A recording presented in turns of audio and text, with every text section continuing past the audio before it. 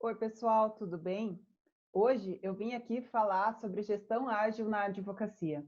E a pergunta que eu começo fazendo para vocês é: vocês estão preparados para abrir mão do controle em prol da eficiência? Antes de mais nada, eu quero me apresentar um pouquinho, porque afinal, quem é tu na fila do pão para vir falar sobre gestão ágil na advocacia? Eu sou advogada trabalhista empresarial, trabalho há anos com empresas de todos os segmentos. Eu sou empresária e fundadora das Legaltechs Smart Judice, EasyDocs e EasyMultas. A Smart Judice e a EasyDocs focadas na gestão ágil na advocacia, né? Sou pós-graduada em Direito Público e em Direito do Processo de Trabalho e consultora executiva, com MBAs na área de gestão empresarial. Antes de falar sobre gestão ágil e dos seus princípios e valores, a gente tem que verificar a origem dela, né?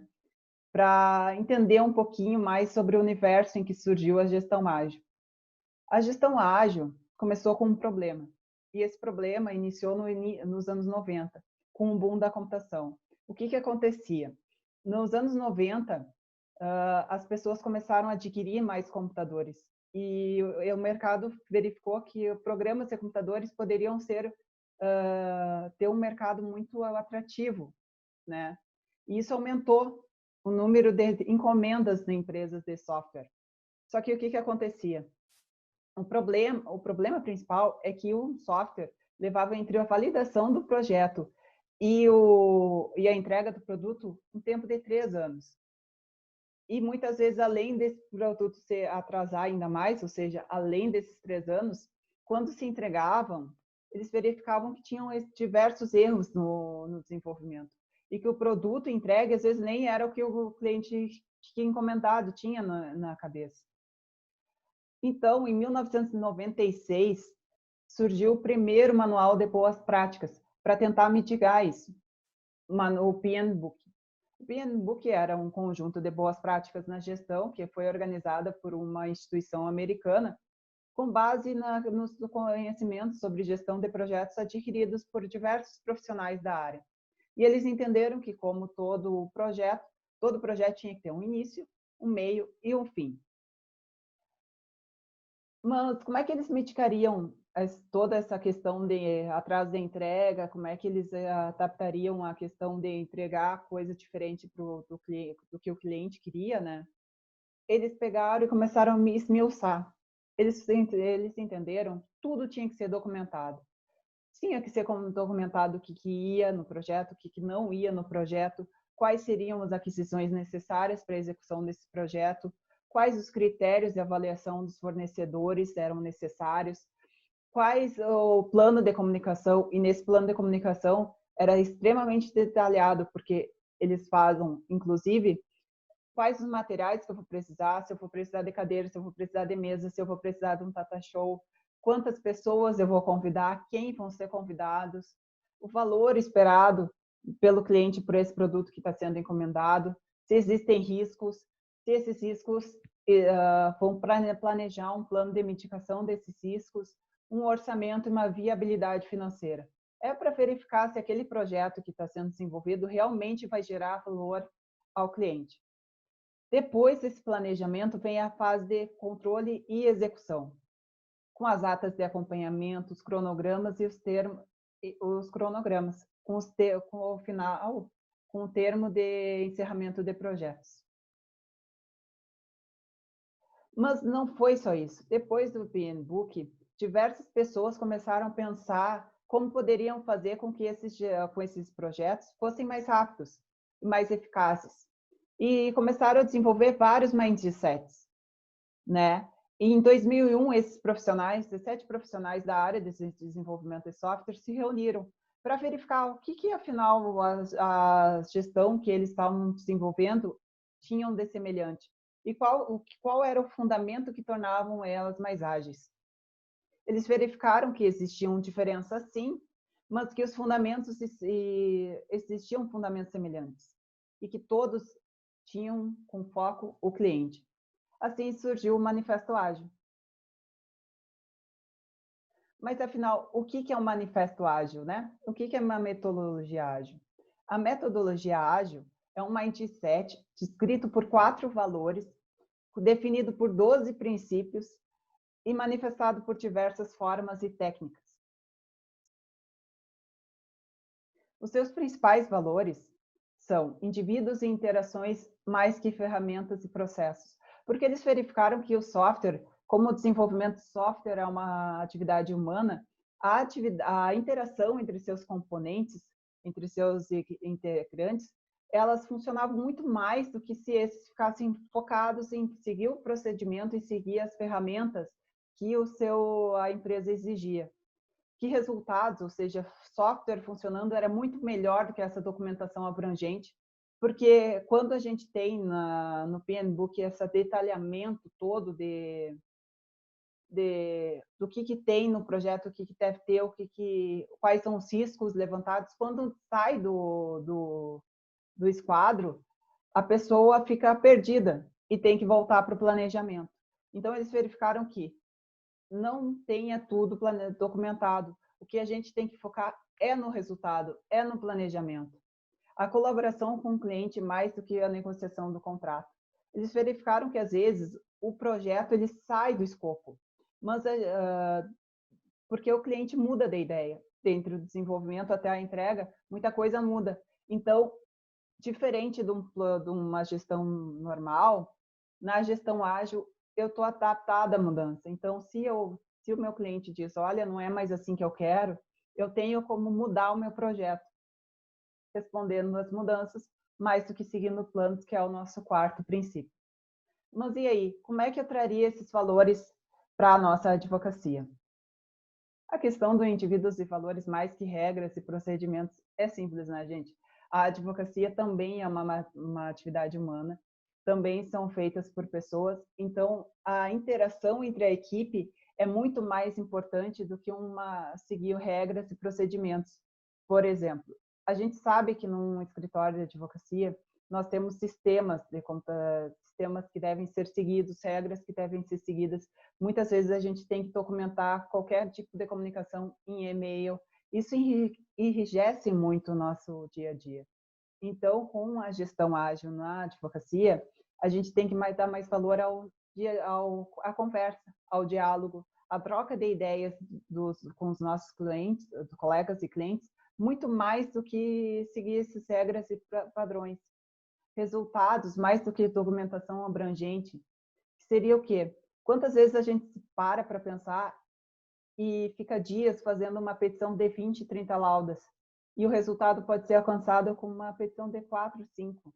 O formalismo na advocacia ele é tão grande que a gente acredita que para ter resultado a gente tem que escrever um livro sobre um assunto.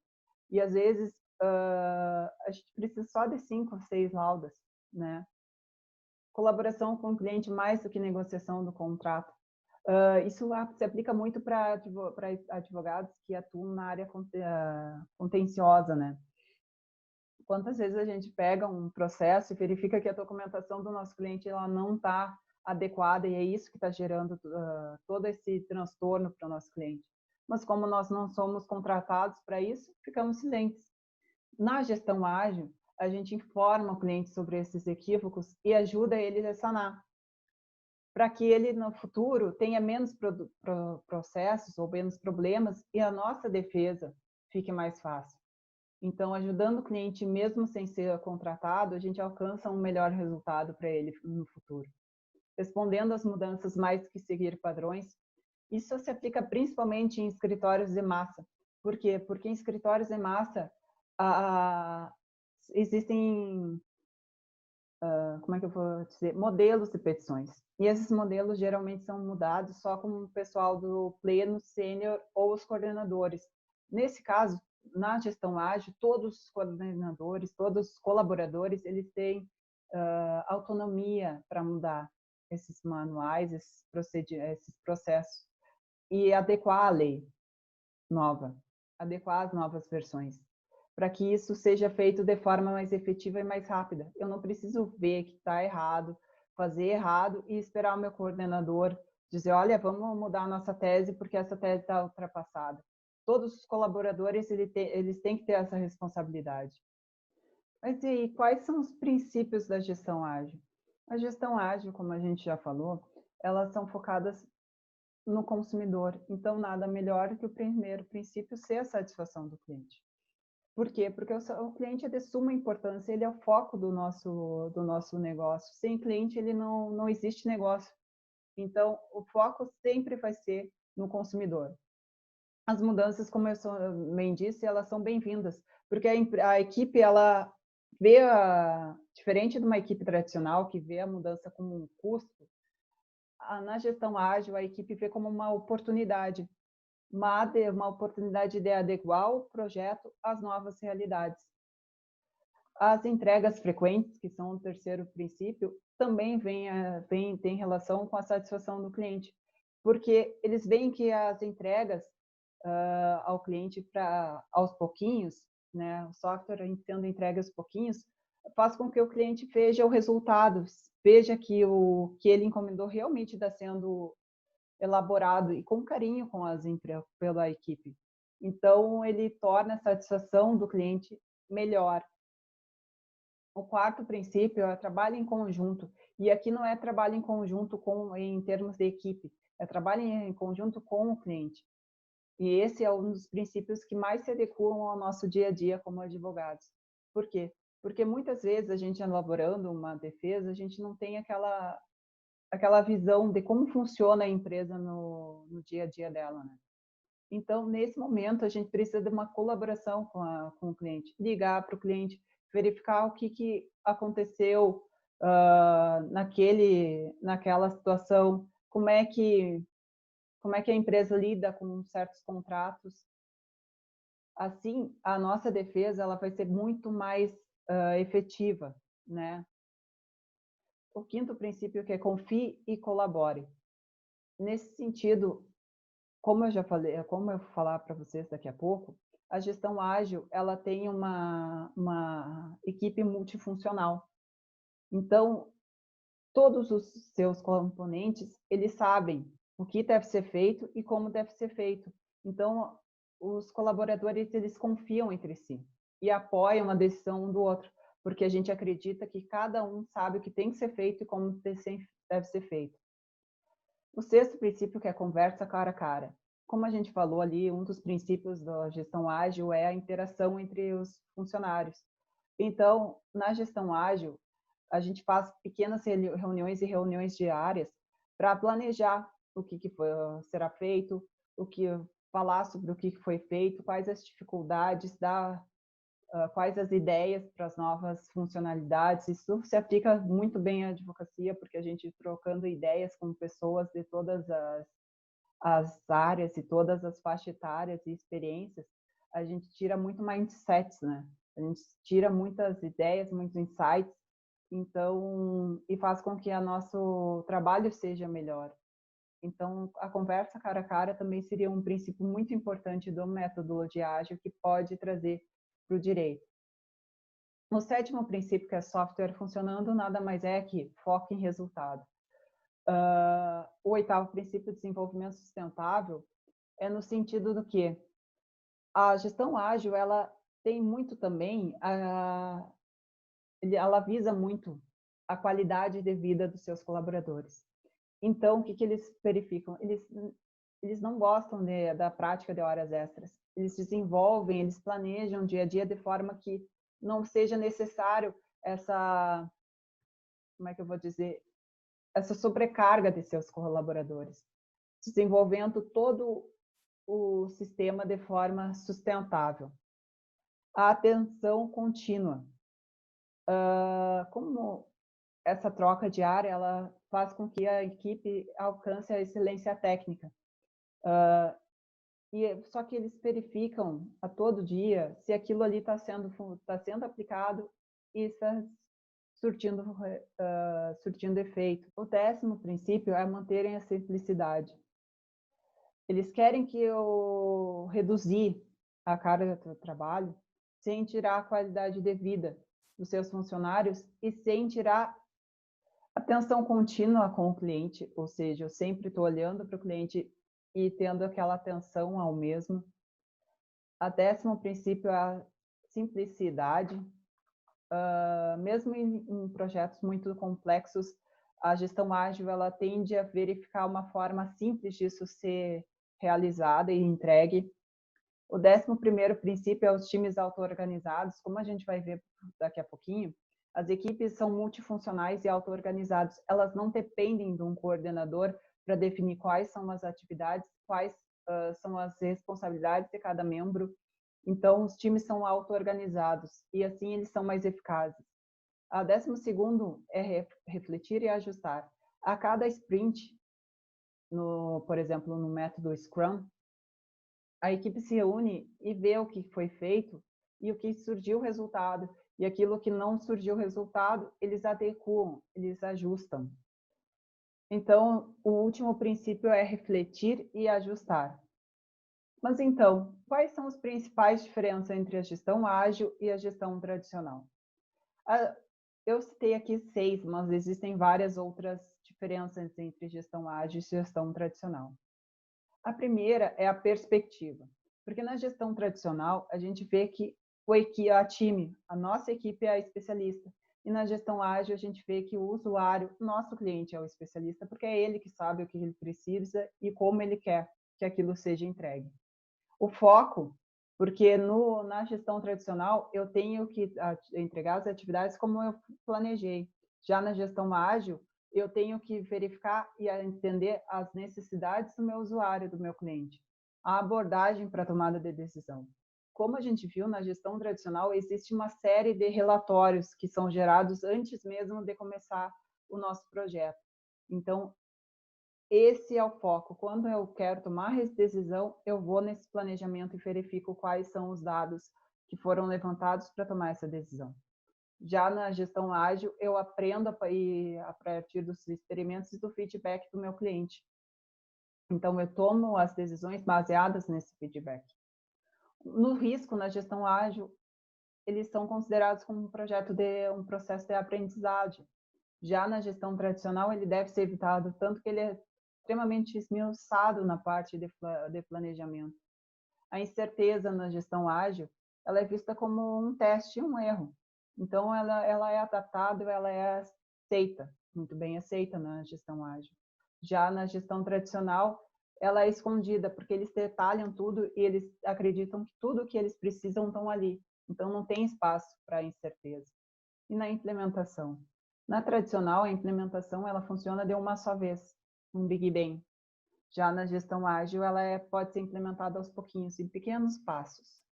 Como eu falei anteriormente, a diferença das equipes é muito grande na gestão ágil e na gestão tradicional.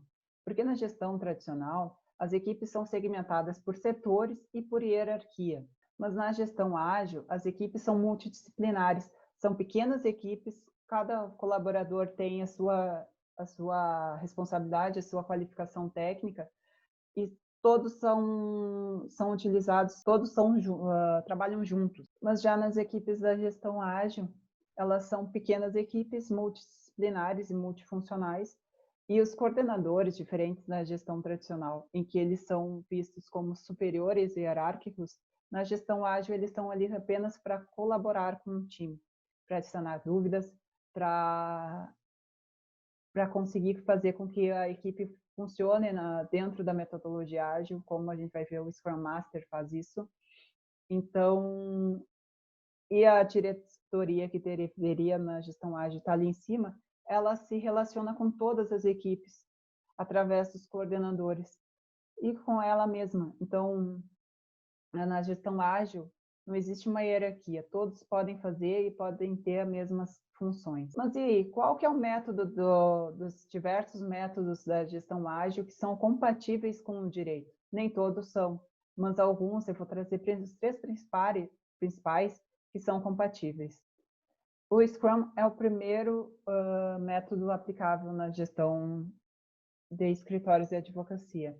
E a primeira vez em que o Scrum veio a público foi em 1986, com a publicação de um artigo de seus inventores na Harvard Business Review, em que eles traziam um novo gerenciamento, uma nova forma de gerenciar os projetos de produto, a fabricação de automóveis e produtos.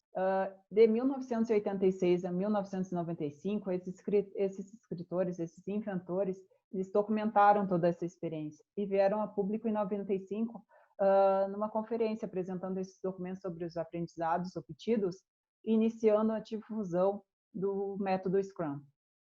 O que eles observavam no método Scrum? Eles observaram que as equipes pequenas e multifuncionais elas eram mais eficazes que a equipe tradicional segmentada por áreas e segmentada por hierarquia. Quais são as principais funções no método Scrum, né? As principais funções no método Scrum são a equipe, que é aquela equipe multifuncional, o gestor, que é o Scrum Master, né? Na verdade, o Scrum Master ele tem como função observar se a equipe, fazer com que a equipe ela funcione dentro do método Scrum, não saia do método. E o dono do produto, que no caso do direito é o cliente. Então, o cliente, o gestor e a nossa equipe. E a forma de trabalho do Scrum. O Scrum, para a gente entender um pouquinho, ele vem do rugby, que significa o reinício de uma partida. Então, baseando nessa definição, o Scrum ele é dividido em sprints, através de que forma? Quando um projeto é definido, ele é segmentado em diversas atividades que ficam no backlog do produto. A equipe se reúne para fazer um sprint planning, que é uma reunião onde eles pegam esse backlog e selecionam dentro do backlog o que vai ser feito naquele período de Scrum, que são naquele sprint, que geralmente vai de 4 a 5 semanas num projeto tradicional.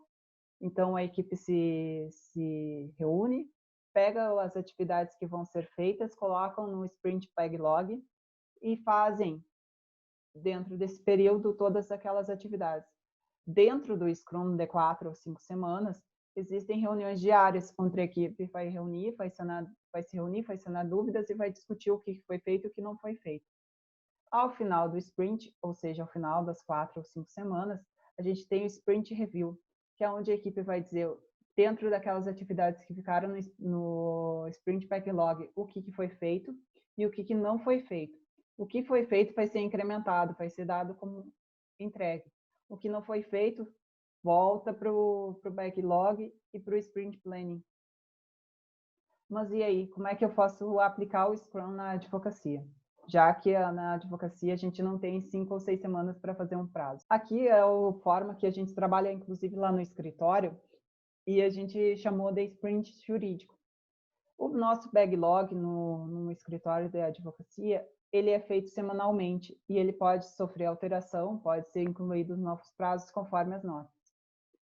A gente tem um backlog, a gente tem um sprint planning e review juntos, onde a equipe planeja o que vai ser feito durante o dia e verifica o que foi feito no dia anterior, sanando dúvidas e trazendo soluções para a equipe. Selecionando essas atividades que vão ser feitas no dia, a gente coloca tudo no sprint backlog e a equipe desenvolve. Sendo feito, é protocolado, revisado e protocolado. Não sendo feito, volta para o backlog, como no Scrum. Nessas reuniões de Scrum Master Sprint, a gente faz sempre uma retrospectiva Starfish, que é analisar os resultados que obtivemos em cada atividade, separando elas em continuar a fazer aquelas atividades que estão tendo efeito, fazer mais de aquelas atividades que a gente viu que tem resultado e geralmente a gente não implementa, começar a fazer das ideias que a gente teve em cada reunião, a gente coloca no começar a fazer para verificar os efeitos dela a longo prazo e a curto prazo, parar de fazer.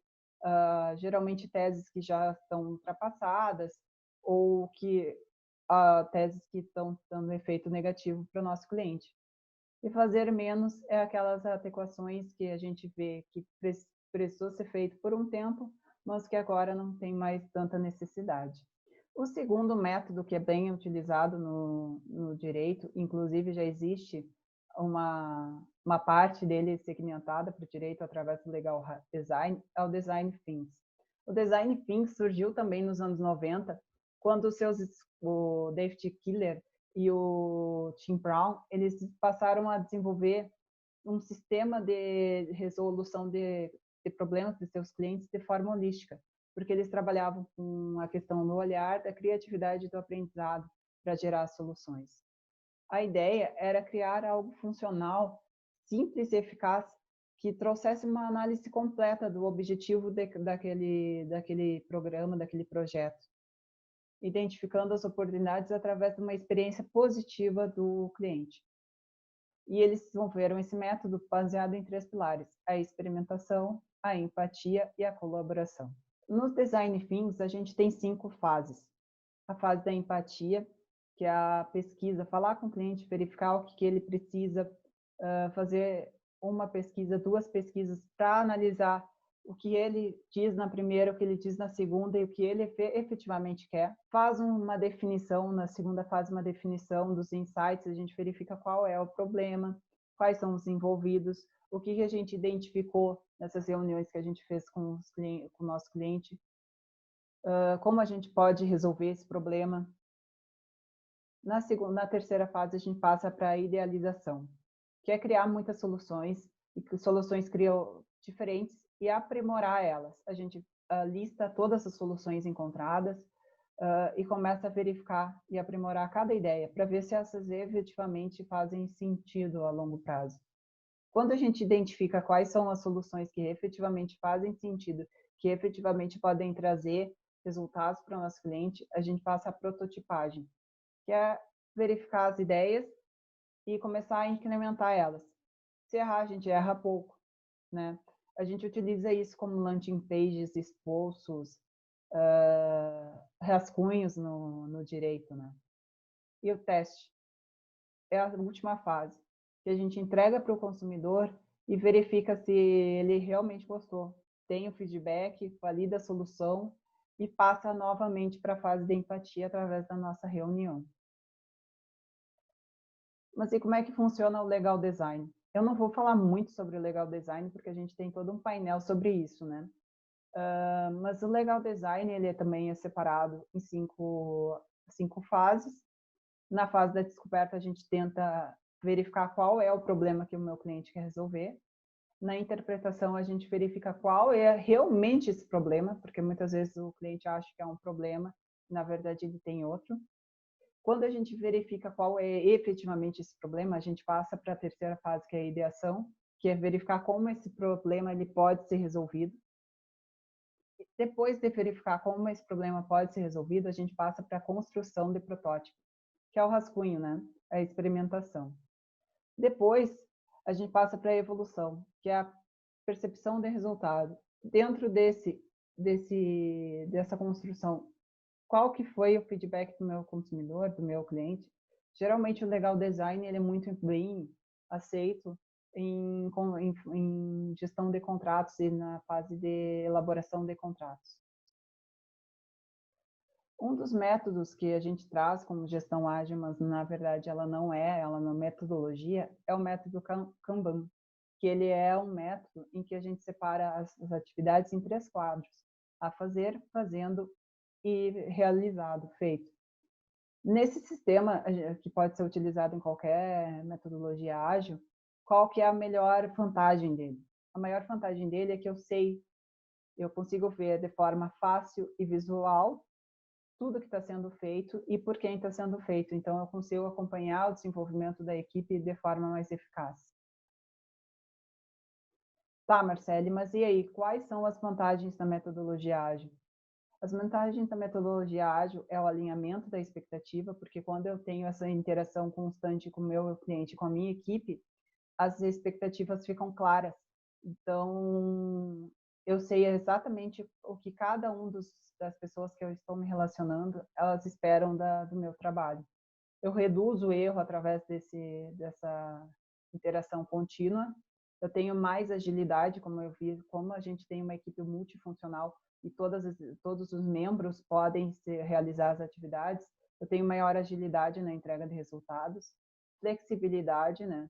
Porque nesse caso, como a gente viu na gestão ágil, não existe uma rigidez, eu posso adequar as mudanças, e a customização, porque eu posso transformar, dentro desses vários métodos de gestão ágil, eu posso adequar a minha realidade e entregar um serviço muito mais customizado para o meu cliente.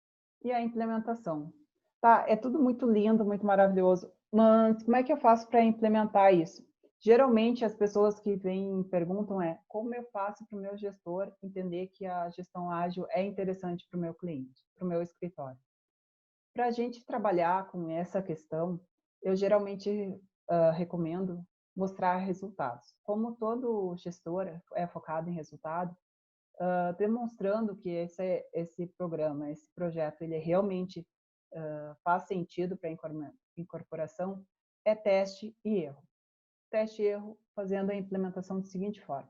Em primeiro lugar, eu vou definir um método. Eu vou analisar a minha equipe, analisar o meu escritório e definir um método que seja mais adequado.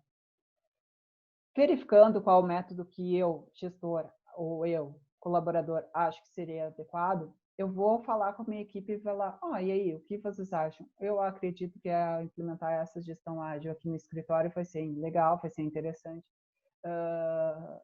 E eu escolhi esse método. Tá, legal, a equipe super de boa aceitou. Qual que seria o terceiro passo? O terceiro passo é realizar treinamentos com os gestores que estão relacionados naquela pequena área que eu vou começar. Porque eu não começo a implementação de gestão ágil direto no escritório inteiro. Eu vou começar com uma pequena área. Então, eu faço treinamento de gestores para que eles entendam qual que é o novo papel deles nessa forma de gestão. Eu utilizo esse método dentro de uma pequena área, como eu falei, né? Realizo reuniões tomando feedbacks da equipe para sanar dúvidas e para colher resultados, né? Vou monitorando esse resultado no sexto passo e após eu obter resultados positivos ou negativos, eu reúno a equipe para demonstrar esses resultados. Se eles foram positivos, eu expando a sistemática para os outros setores. Se eles foram negativos, e eu acredito que ainda que a gestão ágil é a melhor forma de gerenciar o meu escritório, eu volto para o primeiro passo e defino outro método. Então, na gestão ágil, a principal questão é eficiência e resultado. Espero que vocês tenham gostado. Eu estou aí à disposição. Se vocês tiverem alguma dúvida, é só entrar em contato pelo meu Instagram, manda um direct ali que eu estou disposta para sanar dúvidas de vocês. E eu agradeço, fiquem aí ligados, que tem muita coisa boa aí no